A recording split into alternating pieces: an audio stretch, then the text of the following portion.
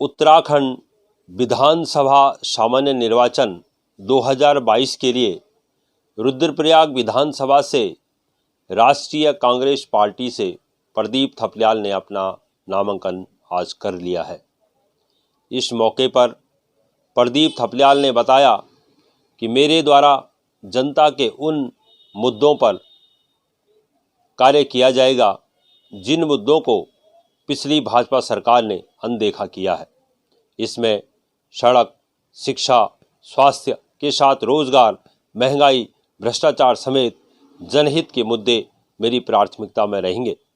मैं राजेश भट्ट, रुद्रप्रयाग से अनंत उत्तराखंड के लिए। अपना परिचय दीजिएगा फिर से। तिलकराज शर्मा, पूर्व विधायक हिमाचल प्रदेश से और एआईसीसी की तरफ से जिला रुद्रप्रयाग का मैं ऑब्जर्वर हूँ और पिछले 2 महीने से आपके जिला रुद्रप्रयाग में कार्यकर्ताओं से मिल रहे हैं और यहाँ की लोगों से भी भेंट वार्ता हो रही है।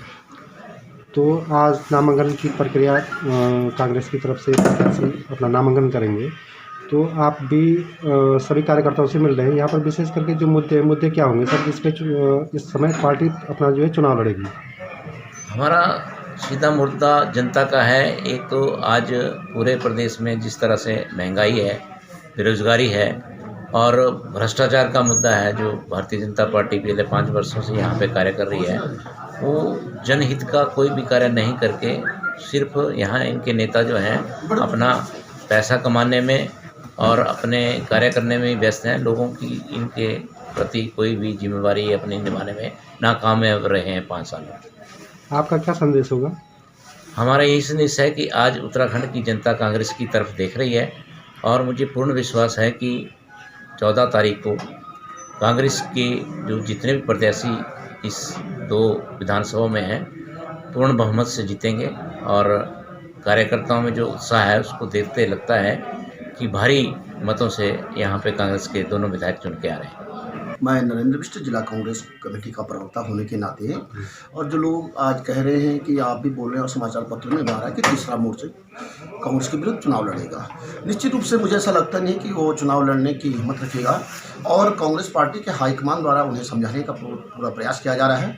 हो सकता है वो राजनीतिक दबाव बना रहे होंगे कि हमारी बातें भी सुनी जाएँ, और जब कांग्रेस पार्टी के हाईकमान द्वारा प्रदीप थपलियाल जी को टिकट दिया गया है तो उसमें उनकी नाराज़गी भी हो सकती है और निश्चित रूप से एक परिवार की बात है, इसमें नाराज़गी होने वाली कोई बात नहीं है और वो मुझे लगता है कि समझ जाएंगे। और जहाँ तक इन लोगों को ये तीसरा मोर्चे में जिस व्यक्ति को ये चुनाव लड़ाने की बात कर रहे हैं, तो वो मुझे लगता है कि 1 और 2 दिन में यदि वो चुनाव लड़ाते भी हैं, वो नामांकन पत्र भरते भी हैं, तो ये 1 और 2 तारीख के बाद इनके साथ कोई नहीं दिखेगा और वो अकेले अलग थलग पड़ जाएंगे। चुनाव के मुद्दे सबसे पहले हम जनता के बीच में जाएंगे और जहाँ तक हम बात करेंगे सबसे पहले हम महंगाई की बात करेंगे कि आज जो महंगाई हमारी आसमान छू रही है, उस बात को लेकर हम जनता के बीच में जाएंगे। दूसरा, नंबर 2, कोविड के बाद जो हमारे बेरोजगारों की संख्या बढ़ी है, बेरोजगारों के बारे में पूर्ववर्ती सरकार भाजपा ने अभी तक सोचा भी नहीं है, एक स्पेशल प्लेटफॉर्म तैयार नहीं किया। हमारा काम रहेगा कि हम बेरोजगारों के लिए एक अच्छा सा एक प्लेटफॉर्म तैयार करके उनको रोजगार के प्रति किस प्रकार से रोजगार दिया जाएगा, इस संदर्भ में हम बेरोजगारों को समझाएंगे। तीसरा, ये जो हमारा है कि विशेष रूप से जो जन सुविधाएं हैं, विशेषकर स्वास्थ्य के बारे में आज भी कई सरकारें आई, कई सरकारें गई।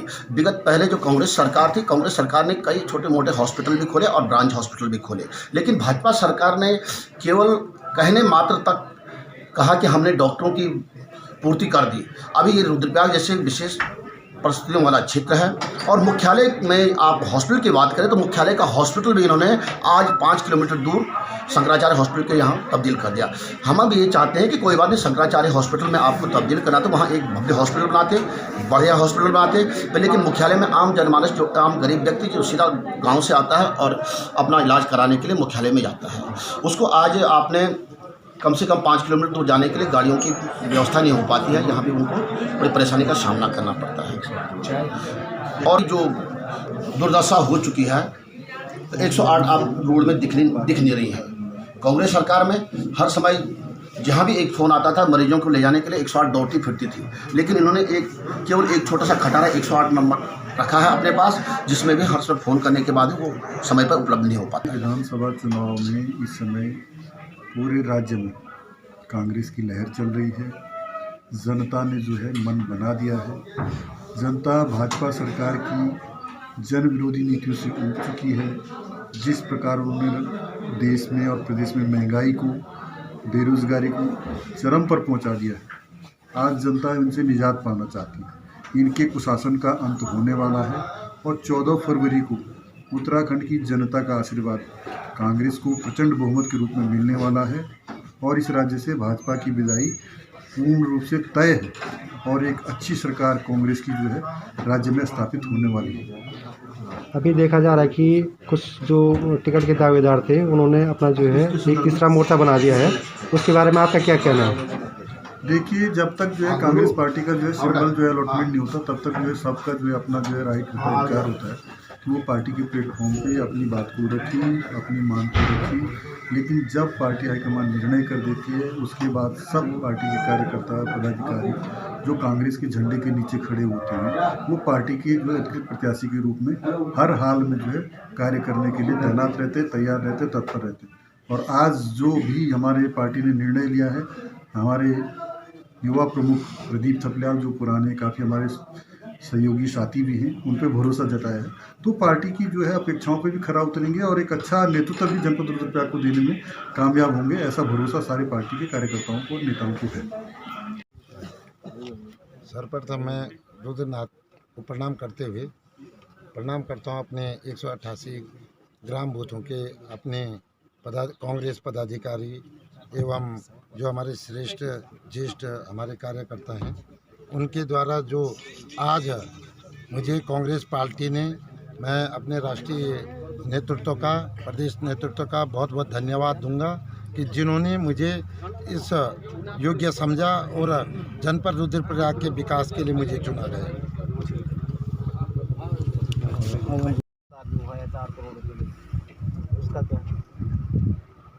सैनिक स्कूल में जो कार्य हुआ है वो उस समय हमारे द्वारा, हमारी सरकार के द्वारा उस समय स्वीकृत किया गया सैनिक स्कूल का। उसके बाद कोई वो था जो उस सैनिक स्कूल का निर्माण के कार्य एजेंसी जो काम करवा रही थी, उसका उत्तर प्रदेश का था, वो पूरे प्रदेश में एक डिफॉल्टर के रूप में बाहर भी हो चुकी है। तो आपकी सरकार आती है, आप विधायक बनते हैं, तो उससे काम होगा या उसी तरह लटकता रहेगा? मेरा पहला प्रयास ये रहेगा कि जितने भी हमारे सरकार 2012 से 17 में जो अधूरे कार्य हैं उन्हें 2022 में पूर्ण करने का मेरा संकल्प है। रुद्रप्रयाग के विधायक भरत सिंह चौधरी ने एक दावा किया था हमारे ही चैनल पे कि प्रदीप थपलियाल अगर कांग्रेस उनको प्रत्याशी बनाती है तो वो खुले में आकर मेरे साथ डिबेट करें। देखो, डिबेट के लिए मैं तैयार हूँ, लेकिन भरत सिंह चौधरी जानते हैं कि प्रदीप थपलियाल कौन है और वो कौन है।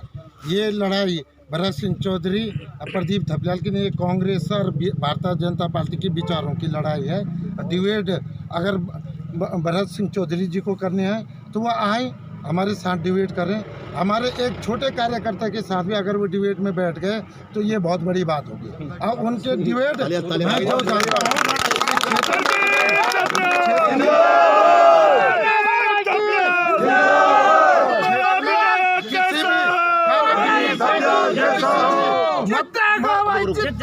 मतदाता से डिबेट कर सकते हैं, तो वो क्षेत्र के मतदाता बताएंगे उन्हें कि डिबेट क्या चीज़ होती है।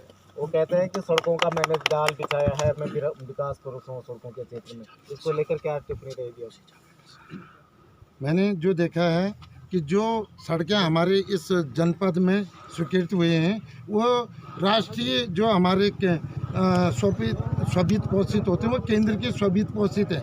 जो विधायक जी द्वारा, जो विधायक जी जिसके लिए हम उत्तराखंड सरकार ने उन्हें विधायक बनाया है या हमने विधायक बनाया, आज भी मैं देखता हूं कि हमारे खर गेट से लेकर जो हमारा ब्योता है वो आज तक 1 किलोमीटर कनेक्ट नहीं हो पाया। मैं आज देखता हूं कि धनकुराली रोड जो मैं देख रहा हूं कि धनकुराली के लोग आज भी 4-4 किलोमीटर पैदल जा रहे हैं। मैं तो नहीं देखता हूं कि उन्होंने कोई इस तरह का निर्माण किया है। जो निर्माण किया उन्होंने अपने ठेकेदारी के लिए जो भी सड़कें बनाई, अपने को स्वयं को ठेकेदार बनाने के लिए ही किए। तो ये तो पूरा जग जानता है। तो कहते हैं कि कोई काबिल करके दिखाए कि उनके नाम से कोई ठेका है, उनकी बेटी के नाम से कोई ठेका है। ऐसा है, मैं खुद 2006 से एक कॉन्ट्रैक्टर भी हूँ, वो तो सब जानते हैं। वो भी कहते हैं कि हाँ जी हम दोनों ठेकेदार चुनाव लड़ रहे हैं। खुद उनके मुंह से भी यही है। और उनका डम्फरों में आप देखिए कि हरियाली कंस्ट्रक्शन, उनका जो हरियाली फिलिंग स्टेशन के नाम से पेट्रोल पंप है, उनके अगर क्षेत्र में आप जाएंगे, चाहे से कोदिमा रोड हो, चाहे आप शिवनंदी रोड हो, चाहे कोई भी रोड हो, उनके भाई भतीजे सब वहाँ पे आप लोगों को, और पूरा क्षेत्र जानता है कि उनके भाई भतीजे वहाँ खड़े रहते हैं। खड़े कोई मुंशी तो होंगे नहीं, वो एक विधायक के भाई हैं, एक विधायक के बेटे हैं, एक विधायक के भतीजे हैं। तो वो अगर ठेकेदार नहीं है तो क्या है। रेलवे प्रोजेक्ट जनपद में चल रहा है और 70% स्थानीय लोगों को रोजगार देने की बात कही गई थी, उसमें वो पूरा नहीं हो पाया। और उसके अलावा रेलवे से बहुत सारे गांव प्रभावित हो गए हैं, उनको पुनर्स्थापित करने की दिशा में, पुनर्वास करने की दिशा में कोई नीति नहीं। आपके पास क्या खाता है? सर्वप्रथम मैं आपको बता देना चाहता हूँ कि मैं 2019 में विकासखंड जोखोली का ब्लॉक प्रमुख बना। उस समय हमने कोरोना काल में बहुत काम किया। क्षेत्र में हमने चाहे मनरेगा के माध्यम से, चाहे वित्त के माध्यम से, मनरेगा के माध्यम से अपने बेरोजगार भाइयों को रोजगार देने का काम किया। इसी का प्रतिफल 2020-21 में मुझे पंडित दीनदयाल उपाध्याय जो राष्ट्रीय पुरस्कार होता है उससे नवाजा गया। अगर मेरी विधानसभा रुद्रप्रयाग की जनता मुझे विधायक बनाती है तो हमारे चाहे रेलवे की कोई भी समस्या हो, जो प्रभावित लोग हैं उनकी समस्या अगर मैंने एक साल में पूरी नहीं की तो मैं तुरंत जनता के बीच चाहूँगा कि मैंने आपके बीच नाकाम हुआ हूँ। पिछले दिनों हमने देखा है कि बहुत सारे कर्मचारी, सरकारी कर्मचारी, चाहे वो उपनल के कर्मचारी हो, चाहे वो आशा कार्यकर्ती हो, आंगनबाड़ी कार्यकर्ती हो, या स्वास्थ्य विभाग से जुड़े कर्मचारी हो, वो आंदोलनरत रहे हैं। पिछले एक साल हमने देखा कि पूरा आंदोलन कर रहा है। सरकारी कर्मचारियों को लेकर क्या है आपकी विजन? 2017 से 2022 में मैं नहीं जानता हूँ कि कोई भी हमारा बेरोजगार भाई किसी को भी रोजगार मिला हो। जितने भी उपनल क्रम हैं, चाहे आशा हैं, चाहे आपके आंगनवाड़ी हैं, जो भी हमारे शिक्षक हैं, वो 2012 से 17 की जब हमारी पिछली सरकार थी उसी के समय सब लोगों को रोजगार मिला। मैं आज देखता हूँ कि हमारे जनपद में, मेरे विकासखंड जोखोली में 2019 में मैंने शपथ लिया था। 2019 में नई ग्राम पंचायतों का सृजन किया गया। नई ग्राम पंचायतों में आशा, जब किसी ग्राम पंचायत में आशा की नियुक्ति तभी होती है जब वो ग्राम पंचायत अलग होती है। 2019 से 22 आने वाला है। आज तक ये सरकार 3 साल में आशा का भी चयन नहीं कर पाई है, जबकि कोरोना काल में वो ग्राम पंचायतें आज तक हम लोग कई प्रस्ताव दे चुके हैं शोमो ऑफिस में, लेकिन वो कहते हैं कि ये राज्य सरकार से अप्रूवल आएगा।